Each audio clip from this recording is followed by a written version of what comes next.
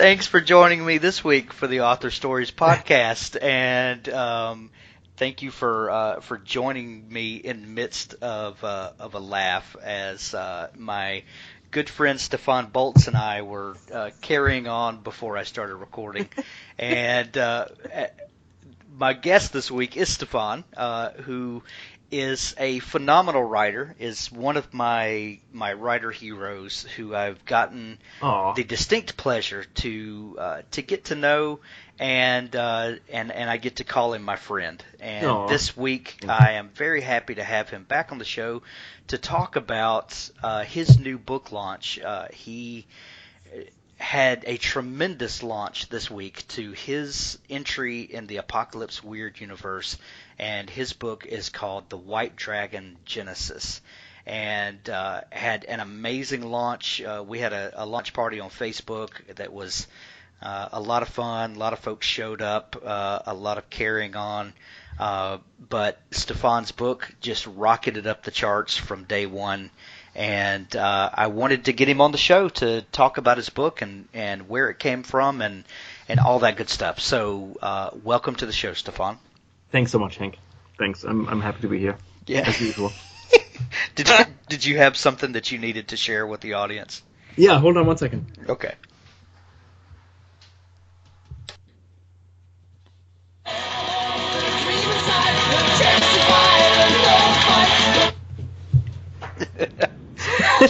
Well, what was that, and what significance does that play? Okay, so that is called. This is the band is Dragon Force, and the song is called Operation Ground and Pound. Believe it or not. Makes perfect sense. Why does that have significance for you right now? Well, it's kind of strange because I have not heard of this band until approximately like 3 weeks into writing The White Dragon. That was in December, and I remember on Facebook there was this girl, she was like 15 years old, and she had this post on YouTube where she plays the lead guitar on this song that is from Dragon Force, Through the Fire and Flames, and she plays the lead guitar, and it was unbelievable. It was incredible. And so I said, I have to get that album. So I got the album, and from that day on, that was my hymn. Yeah. You know, I was out with my dog in the morning and walking her and listening to it very loud. And it flooded. The ideas for the book just came in as if this Dragon Force band,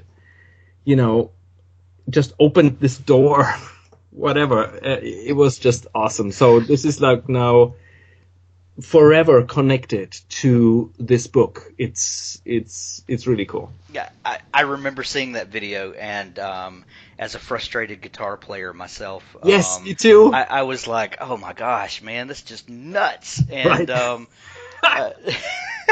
I can't even play air guitar as fast as she could play. I know, it's crazy. But so it sparked something in you, though, right? Yes. And did you listen to it while writing? No, I can't listen to that kind of music while writing.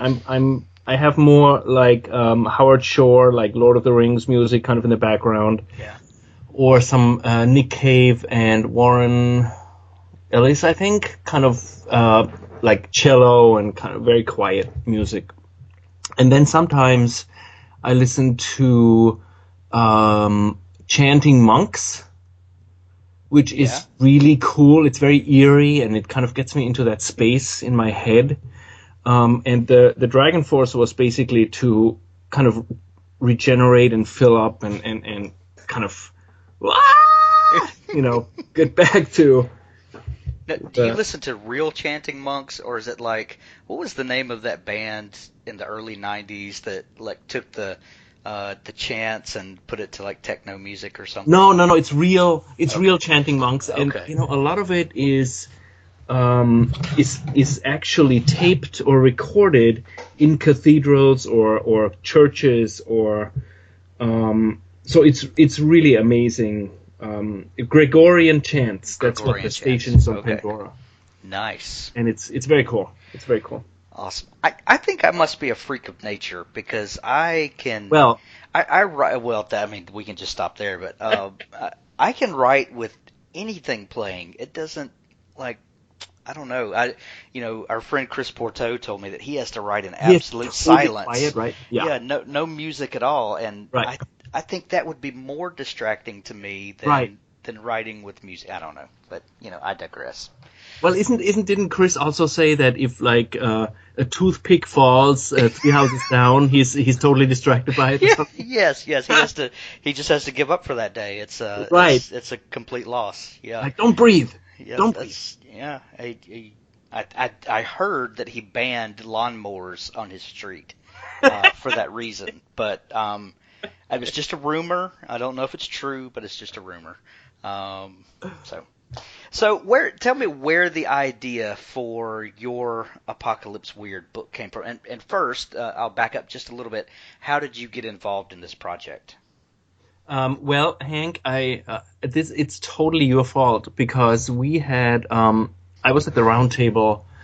I think Nick was there, Michael Bunker was there, you were there, Chris Porto, and I think Jennifer Ellis. The one we did close to Thanksgiving, wasn't it? Yes, close to Thanksgiving. That's correct. And we were just talking, and then we talked about, I don't know what we really talked about, and you said something about the three feathers, and Michael said something about the three feathers, and I think Michael said, well, hey, why don't you, write for Apocalypse Weird, and...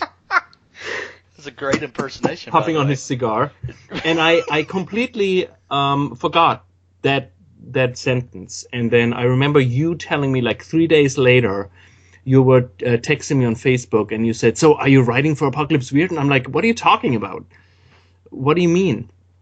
And you said, "No, they said you maybe you want to write for the series and stuff." And I'm like, "All right, I'll ask Nick." So I asked Nick, and he said, "All right, let me send you some material." And then he sent me this 520,000 page long. I know, right? Right, and it starts with "Imagine a black dragon," and that first sentence, I'm like, "You had me at black dragon. That's it. Right. I'm in."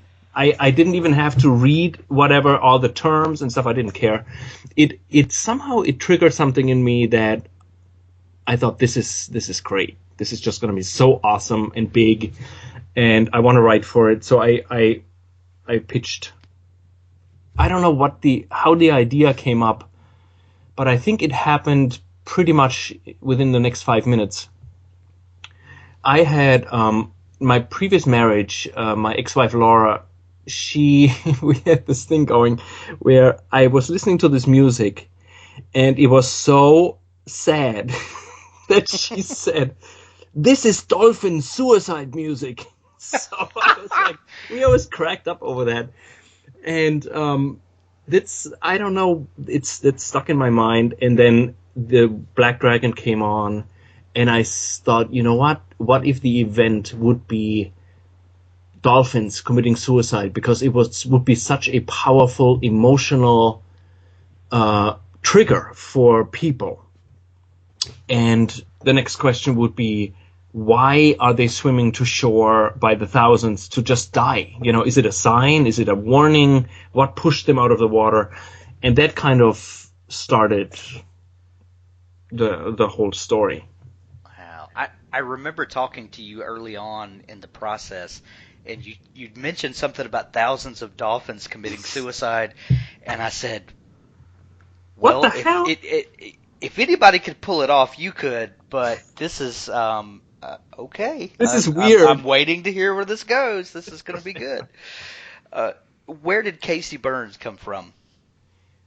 Casey Byrne, I think she came from because I realized that except for Joshua, my main character in the Three Feathers, who is a rooster, my hero in the fourth stage is a female 15-year-old, and somehow it just happened that Casey Byrne is 18 years old, and it somehow came to me that what if she has this really cool, very normal life that, when you live on the ocean, I feel your life is, I think, different than from other people.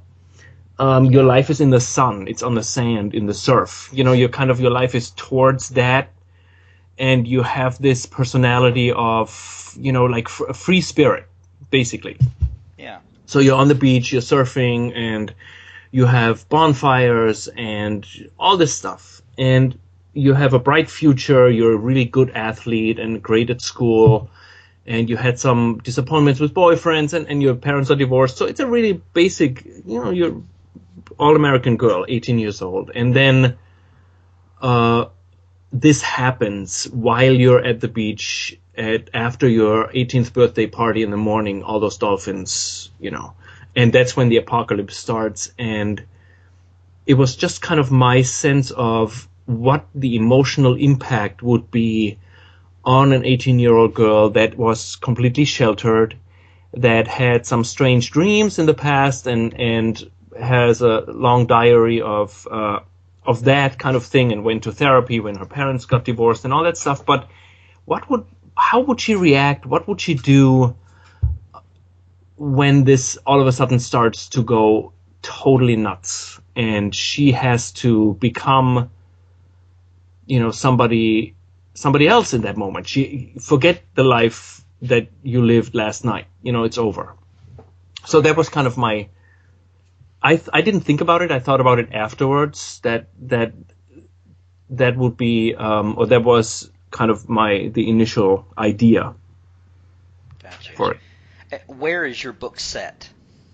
The book is set on Long Island, and the reason why it's set on Long Island, I think Nick said something. What about Boston? And I'm like, Boston? I have no. I don't even. I think there's the Red Sox in Boston. That's all I know about Boston. So, right. And then Cape Cod. But I felt, because Amy, my fiance, is from Long Island, and we spent a good amount of time there, and I knew that I could really generate a kind of a feel for the surroundings, because she knows the island like your hometown, or I know my hometown. It's like every street, every sand pit, every building, how it changed over the years. So she knew everything, for example, where you go on a bike as a kid, stuff like that. Yeah. So I thought this would be a great setting, and Long Island has really cool names like Jericho Highway, Babylon, West Babylon, hello, Right. I thought this would be a great setting, and it was. I mean, I had so much fun wrecking the place in my head. The book mainly takes place in New Babylon, doesn't it? It is West Babylon. West Babylon, I mean. Yes, it's around. I think it takes place within like 3 miles, or 5 miles tops. The whole thing, it because it's not a wide island. I don't know. I don't know if it's even 15 miles wide, but it's not that wide. So it's a very narrow piece or slice of American life that is kind of being affected by the whole thing. And it was cool to just be on Google Maps and see, this is the street corner, you make a left here, and then just go through the motions. It was great. And names like West Babylon just scream for someone to do something weird and exactly. esoteric with, Exactly. I know. I read one of your reviews, one of your many, many, many reviews that you had on launch day, which was incredible. But one of the reviews said Stefan Bolz brings YA to the apocalypse weird. And I read The White Dragon, and I read it in pre-release, and I knew that your protagonist was 18 years old, and we had talked about that a little bit, but it didn't really dawn on me that you brought this whole new angle to the stories that no one else had attempted yet. And you told us about Casey and where that came from, but the Fourth Sage is also kind of in that genre. Is there something special about that resonates with you that you want to write for that? Maybe not for that target group, but is there something that just that brings those stories out for you?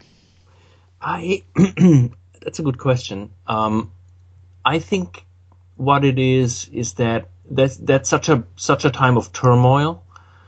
I just remember my teenage years were very chaotic.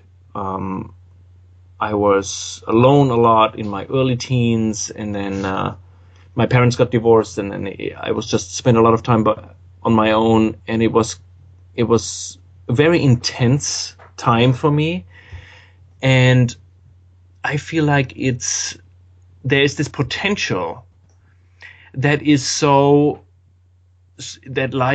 bare. It's so bare.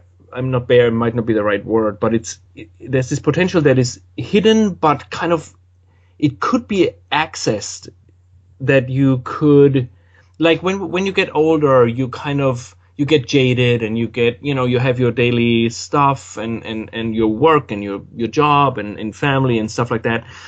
But I don't know, it's probably harder to get in touch with that potential in you unless you're really actively pursuing a creative side. But when you're 18 or 15, I teach karate, and there's a bunch of 15-year-olds, 16-year-olds, and I can just see the potential,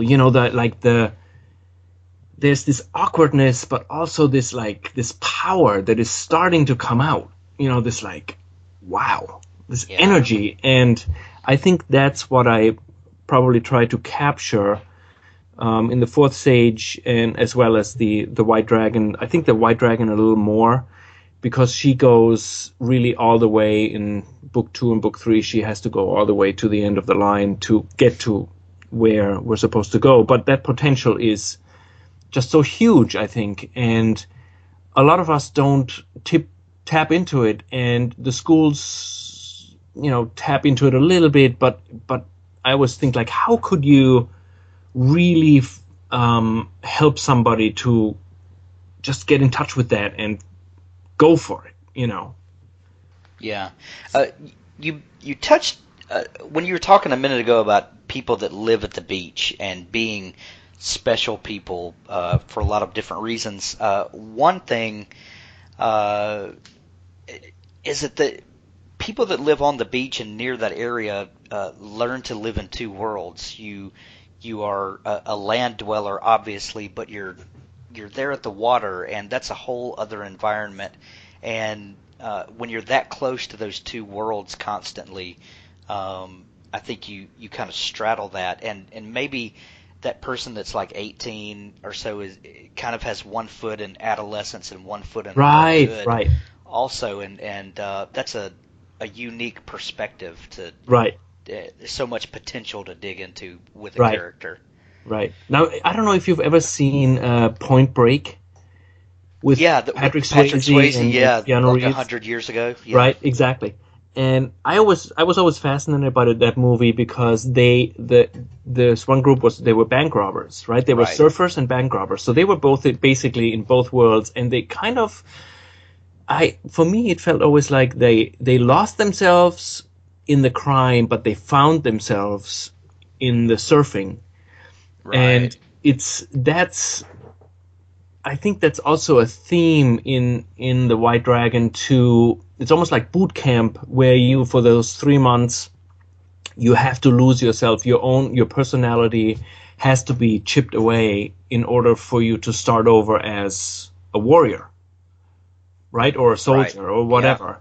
Yeah. And I think that's unconsciously, that's what I was going for in the first book, and then also hopefully in the second book. But in the first book, where step by step she loses her old self, but it's very necessary, because without losing the old self, you can't build the new one that is stronger and more powerful and can do stuff. You kind of have to go through that transition. And that was kind of one aspect of it. Yeah, Makes perfect sense. What about Casey's baseball bat? Where did that come from, and what significance does that hold?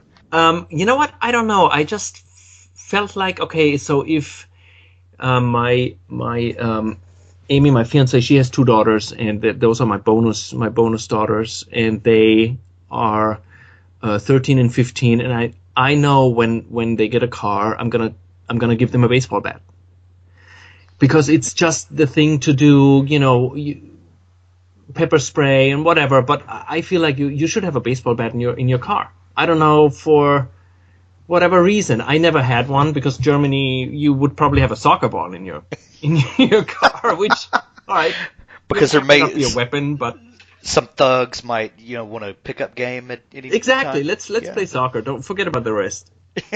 Just, you can take my car, but leave the soccer ball, please. So, but I felt like it was a symbol for her. She played softball, and she was very good, and I think she would have been able to get a scholarship in college for softball, because she was very, very good at it. So that was the only quote unquote weapon for the end of the world that she could handle. She knew how to handle a baseball bat. Gotcha. And it served her well. So the baseball bat was an extension of her and her skill set. Exactly. That was like her only weapon against this massive form of evil that swept over the island, was the baseball bat, in the beginning. So that was cool. I thought that was a cool metaphor. Yeah, absolutely. What now? You've shared on your blog. You shared a picture yesterday, and I'm trying to skirt around some things for people who have not yet had a chance to read the book. But Casey is going through changes, and I'll just leave it at that. Right. And how did you get a vision for? I think you said that you envisioned this as a 3-part series. Right. Did you get a vision for where Casey's going from the beginning, or was it something that just naturally grew as you wrote the story? You learned more about Casey. I guess the question I'm asking is, did the whole idea come to you in one kernel, or was it something that grew and grew as you wrote? What happened was, in the first scene on the beach, there was this moment where she dances, and there's this beat of the drum, of the bass, boom, boom, boom, boom, and she's kind of dancing to that, and she loses herself in it, and at that moment she remembers that dream that she always had, where she is on this deserted road, and it's hot, and she's all by herself walking, and there's this mountain range in the distance, and so that was kind of the very, very end of the third book. I think it came to me, and that was kind of where everything was going toward, where she's just in a very different environment at the end. And as a warrior, she's no longer her 18-year-old self. She has gone through major changes. And without giving too much away, at some point, because Nick was talking about the thinnies, the thinnies would be the portals where you would enter and you come out in a different, either different time or a different dimension, different space, different place. And I just was thinking about, in the Three Feathers, I had this device where there was the regular ground, above ground there was a regular day, and below, in Hollow's Gate, which is 5,000 feet below, so one day above would be 1 week below. And that I find that very fascinating. The same with Inception, where the dream, there are 4 layers of time. 1 minute becomes an hour, a day, and a week. So, in a month or something. And I find that very fascinating. So I thought, wow, what if an hour that is spent in this world would be a couple of years on the other side of the fog. How, you would have, let's say you would change in 3 years, you would learn all that is needed to learn to be a warrior, to be almost like a weapon. And for the others that stay behind, an hour goes by. And, what if, so you would come back and then, I don't know. I just found that idea totally fascinating. And that, I don't know when that came about, but it happened in one of the Dragon Force dog walks, where all of a sudden, really? Oh my God! And writing notes or talking into the phone like a crazy person. Right. And it was like 20 degrees, and Ember was pulling on the leash, and it was snowing and whatever, and so it was. But I remember those moments with that kind of a plot twist. They came through when I was listening to the Dragon Force album. All of them. We're gonna make that a meme. The Dragon Force dog walks. Yes. Yeah, that's so epic. So you had a very interesting book launch. I think you had one of the strongest, if not the strongest, single book Apocalypse Weird launches yet. And you cultivated a community and really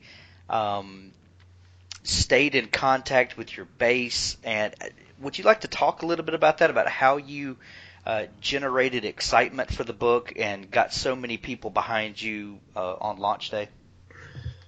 Oh boy. First of all, I just do what Michael Bunker tells me to do. That's just my basic. If he posts something, tip number 47, I'm like, all right, I'll do it right now. Right. Because I really don't know that much about marketing. I kind of do it on the fly, but my baseline is well. Let me retract that a little bit. There's a German conductor. His name is William Furtwängler, and he was a famous Beethoven conductor in the 50s.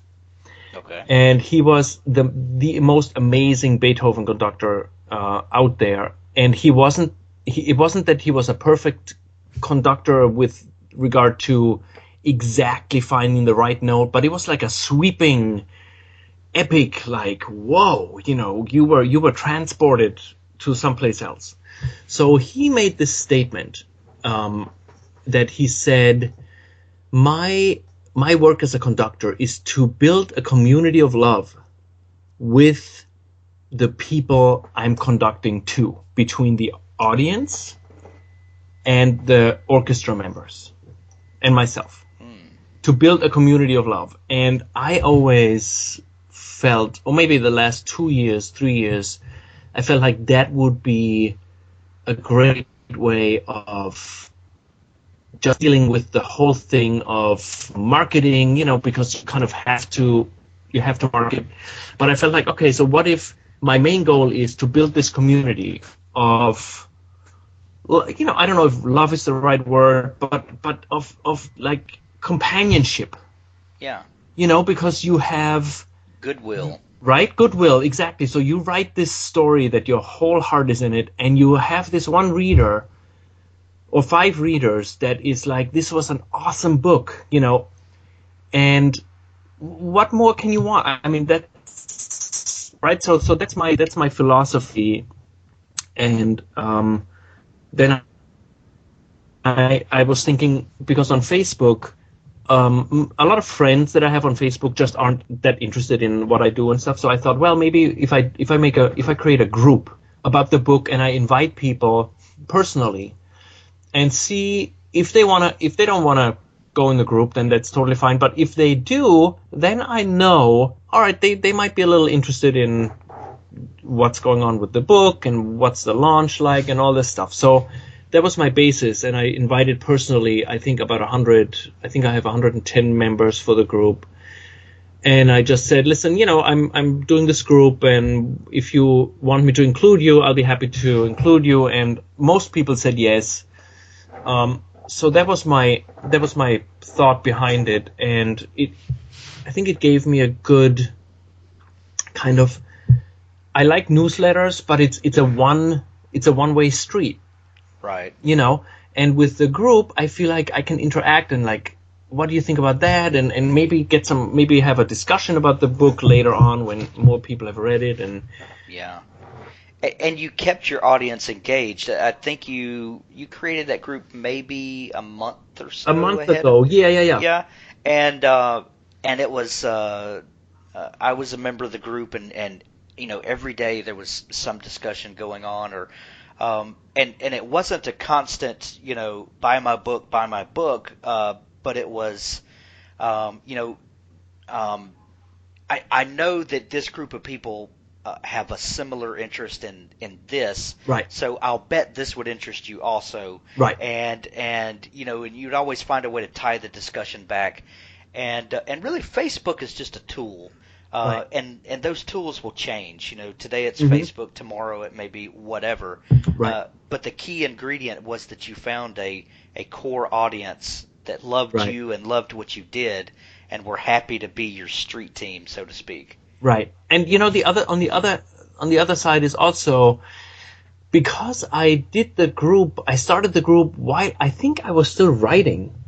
So it was so, kind too. of like I was so excited about Yeah. the book that I was like, "Oh, I have to share like a line or because there's some poetry in it, and I was writing a little poetry and posting it, and that kind of kept me engaged as well, also connected to the book, and just a little feedback like, oh, this sounds great.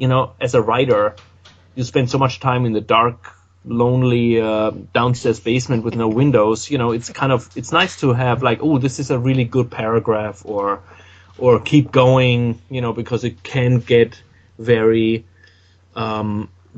doubtful. I mean, I have always tons and tons of doubt about my writing. The 3 days before I gave the manuscript to Ellen Yeah. were the worst days ever, because I liked the book before, and then all of a sudden I was like, you know what, this is the worst possible book anybody could possibly read.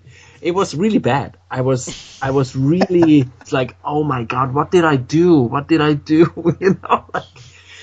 And then Ellen said, shut up, it's good, or something. I don't know what she said, but whatever, in her amazing way.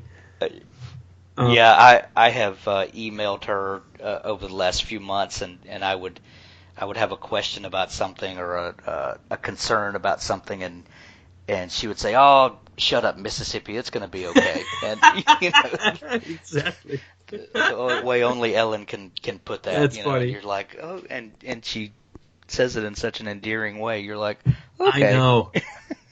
I had for the launch, she said, all right, I'm going to give away my editing services for a 15,000 word short story. And I said, oh my God, this is so cool. And then she tried to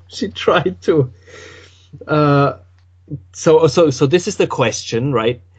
And she said something about the one and Q, and this is no longer sci-fi, and I had absolutely 100% no clue what she was talking about.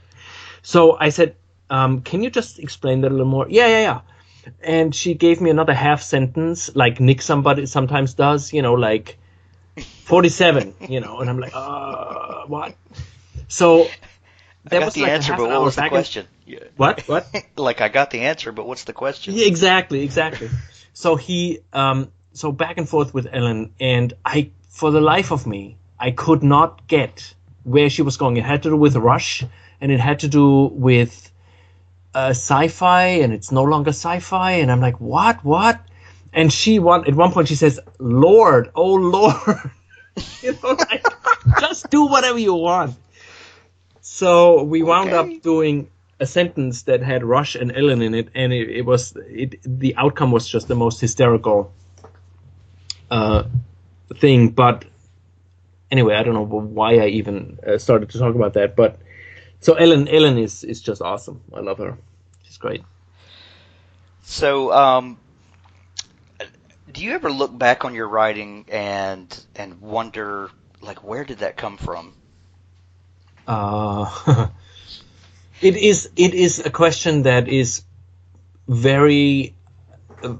It's just the most interesting question to me, because I am thinking about it a lot. I think that there's a what was the guy that came after Freud that took over? Jung, and he talks Right. about the collective unconscious, and I read a lot about that, and I read about a lot about Joseph Campbell and the hero's journey and all this stuff, and the power of myth. And I think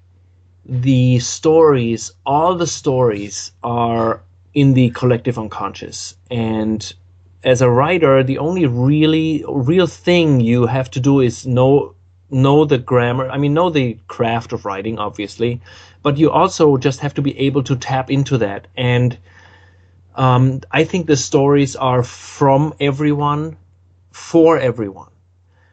And you are just the one that's writing them down at that moment. That's the only special arrangement kind of you have with everybody else. But I feel like the basic stories are from everyone. That's a shared, joint venture between everybody. That's just my... Maybe that would explain why people have such emotional attachments to books and to stories. Right. That there are very few things in the world that I think music is one of them, but books tend to have that same kind of emotional resonance where if someone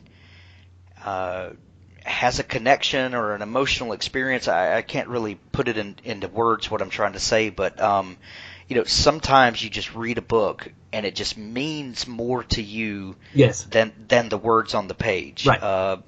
I shared a photo of a book on Instagram and Facebook yesterday. This book that I've carried around. Oh yes, that you read every year. The Paradise War, and I reread that book every single year. It's it's very, very special to me.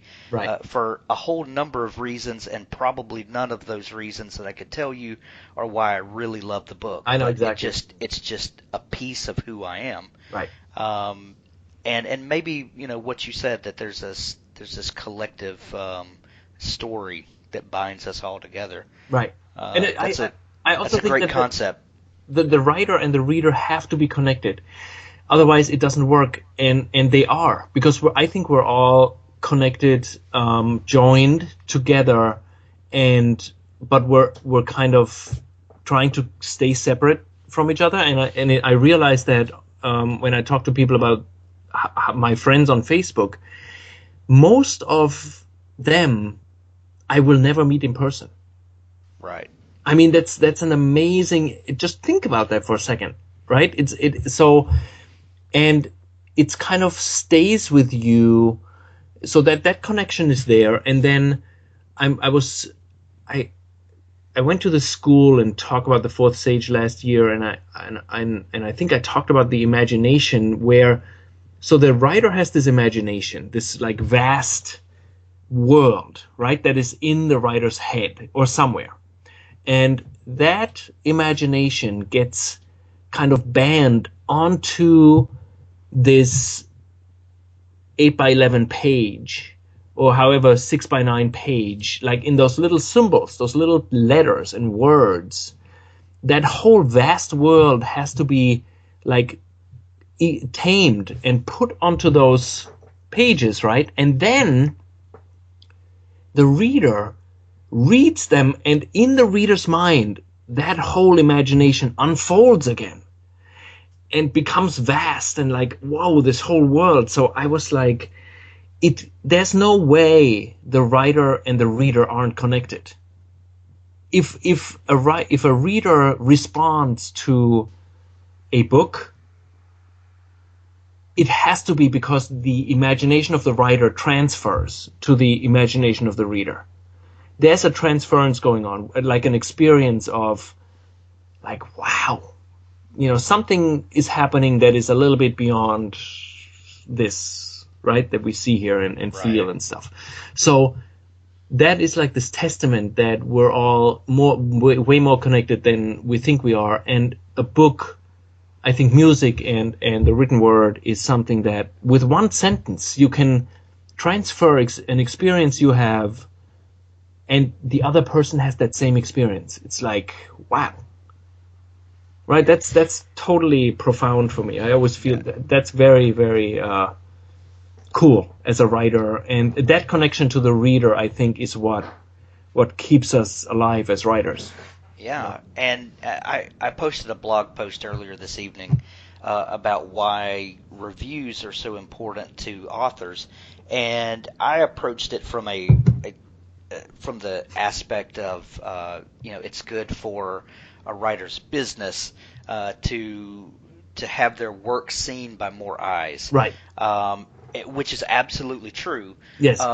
But the deeper thing to that is that when someone takes the time to write out their feelings and how your work connected with them, positively or negatively, right. It means there was something transcendental that happened between the writer and the reader, and that you evoked an emotion from them. Right.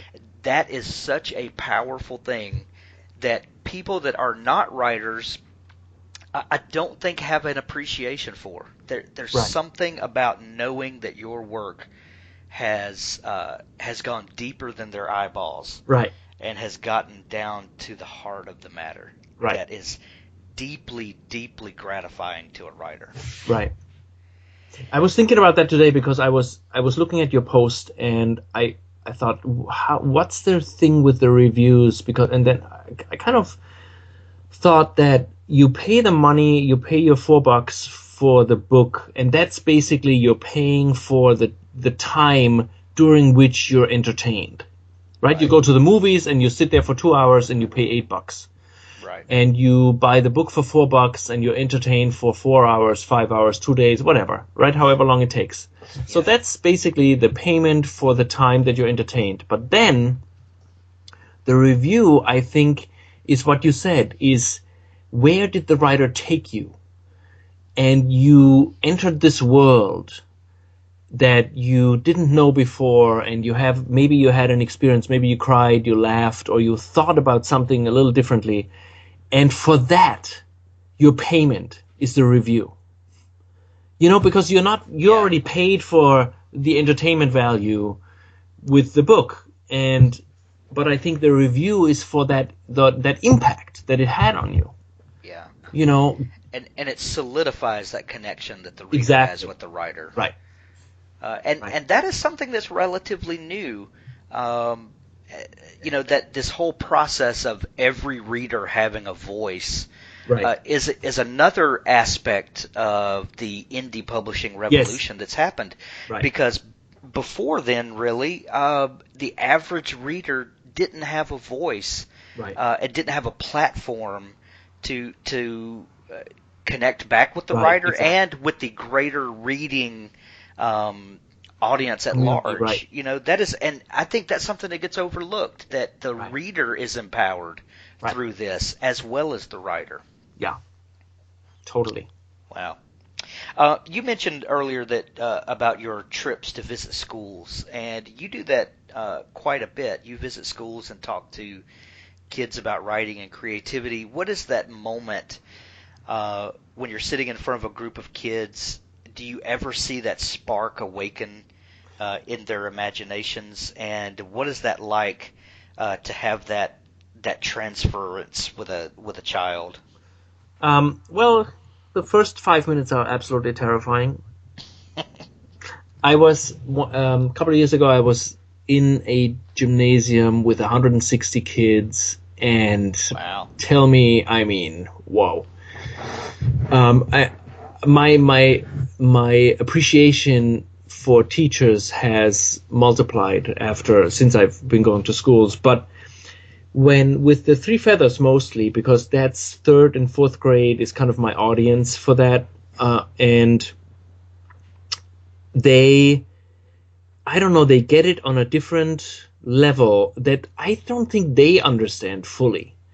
And I remember one teacher emailed me afterwards. They said, and it doesn't really happen that much during the presentation, because it's just I get all the animals out and I talk about the wolf and the rooster and the warhorse and whatever and their journey and stuff like that, and it's very cool and stuff, but it's kind of in the moment, so nothing. I don't think anything happens there, but or we're not aware of it. But then afterwards, I think is what kind of takes hold. And this one teacher said, when I left, they started writing. Everybody started taking out their pads and starting to write. Nice. And that's it. I mean, if you can get a kid to either want to read or want to write, that's like half of their life is in that. If you're any job you're doing or whatever, if you love to read or you love to write, you are in a very good position. So I always feel like that's a really cool way of connecting with kids on that level. Yeah. Do you think the art of writing can be taught, or do you think certain people are born with the gift and certain people are born with different gifts, or do you think that can be imparted? That's a really good question. I think the talent, I don't know. I think everybody has a talent, and for some people it's not writing. For some people it's just whatever it is. You could be an amazing carpenter, and you would be an absolutely talented carpenter that creates the most beautiful kitchen cabinets you can possibly. So I think everybody has their own framework of how they express themselves, and you can learn the craft, the grammar, and that stuff. But then I think the main thing is you have to let something else take over. You have to kind of step out of the way, step aside, and let whatever is in you come through. And the medium, again, doesn't matter. You can write music, or you can be a nurse that is very talented, or I work in real estate in my main job, and you have to be very creative to get some transactions together. So it doesn't matter what you do, but I think you have to kind of step aside and not judge what comes out and let it come out. And that might take a while. It's like a rusty, sputtering faucet. When you first turn it on after 20 years, it's like rusty and red, and it's kind of air comes out and dirt and whatever. But you let it flow out, and then the clean water, I think, eventually is going to come out. That's a great analogy. That's an excellent analogy. What are your thoughts on collaboration, and specifically with Apocalypse Weird, with this new umbrella that you wrote, the White Dragon under? What are your thoughts on this new kind of framework that we've been allowed to take part in, and this community of like-minded people that gather together for a single cause? My sense is that we're way in the baby phase. We're just starting to walk. We're not even in kindergarten yet. I think we're starting out, and you can the same with what I talked about before with the teenager. You can see, or you can feel the potential, the excitement and the talent that is there, and the willingness to step aside and kind of work for the group or for the common good.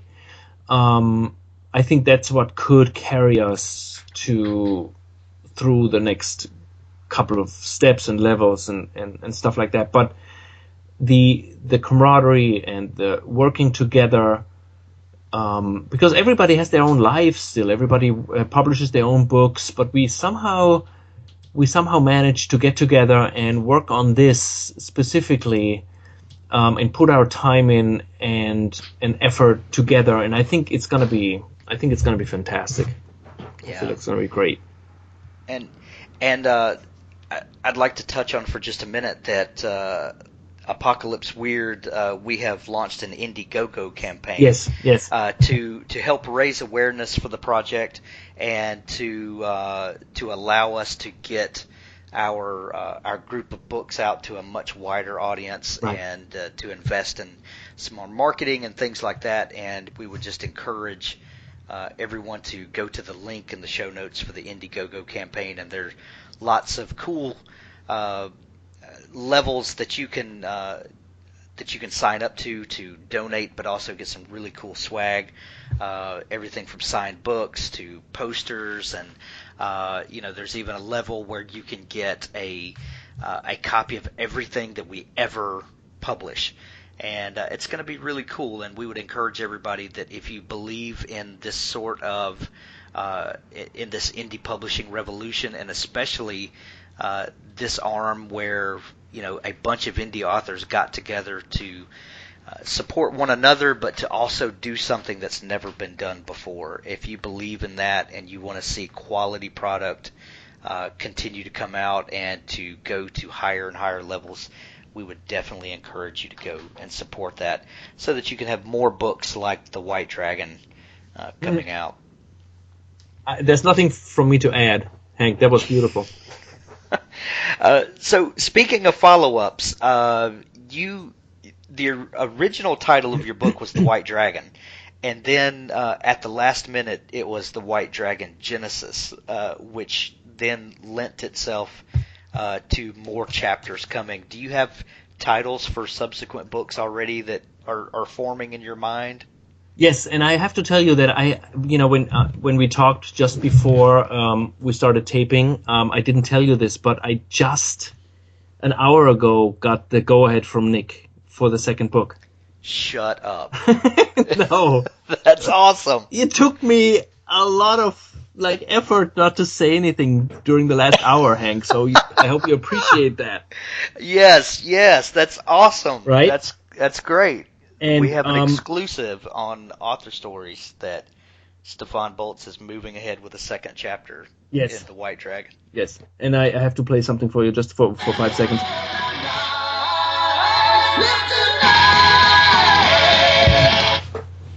Oh my God, I'm cracking up. That's amazing. Anyway, so yes, the second book is called The White Dragon Crucible. And the third book is called The White Dragon Alchemy. Okay. And it'll. I think the first one was the introduction. The second one will be much more epic. It'll be crazy. I mean, I'm a total fan of the Star Wars, the second one, where Luke Skywalker meets his teacher Yoda. Right. I totally love the 10 minutes of Spider-Man when he realizes what his abilities are, or when Superman starts to realize those moments of where you, like in Rocky, when he starts to train like a crazy person. Right. Those are my absolute favorite moments in any movie, book, or anything. And the second book of The White Dragon will be just like a love fest of that. That Casey Byrne will have to learn crazy stuff to prepare her to do what she needs to do. But it's just, I just love, coming up with stuff. So Crucible, there's going to be a trial by fire? Yes. And fire literally, because in the first book we know of her dreams that she has there's something that happens with her body temperature that has to do with the White Dragon, and it all kind of interconnects. So fire, water, earth, and wind are going to have a big kind of part in it as a philosophy behind the book. Awesome. That's incredible. That's awesome news. Congratulations. Yep. And yeah, so we will stay tuned to hear when that book's going to come out. I can't wait. So tell everybody where they can find you and to keep up with the latest news of what's going on. And I was instructed by a particular listener to ask you if there's ever going to be a sequel to The Fourth Sage. No. I know who that particular listener is. Yeah. Yes, and that is obviously a little bit on the back burner right now. Right. But it is, it's very dear to me, the story of the Fourth Sage, and I think I have written about 17 to 20,000 words in it, and it's going to be a very, very cool story. I think probably next year I can get that going again. But there will definitely be a second part, and there will be a third part, and I think there will be one more. So it's definitely going to come. Awesome. Well, where can people find you to keep up with what's going on with you? I would say if you go to stefanbolz.thirdscribe.com, yep. That's where I post my blog, and there's also a link to the YouTube account, which has the Three Feathers, for example. The whole book is on YouTube. If you can stand listening to my voice, I don't know. If you could stand the 1 hour now, maybe with some interruptions, but the whole book is on YouTube. There's the first 2 chapters of The White Dragon is on it. Some other books, a couple of chapters are on it, and then some other crazy YouTube videos. But the Third Scribe, stefanbolz.thirdscribe.com, and then also check out the Facebook group. If you punch in The White Dragon, you will definitely get to the Facebook group, and you can join, and it's a lot of fun and cool, very cool people there. Awesome. And I'll put a link in the show notes to the Facebook group as well. So everyone definitely go visit your Third Scribe site, where they can follow your blog and sign up for your newsletter, as well as the Facebook group where they can communicate directly with you. Cool. Stefan, thanks for coming on the show and talking about your new book. It's so much fun. It's really good stuff is happening, and just thankful that you came on. Yeah, thanks so much, Hank. Thanks for having me. Appreciate it.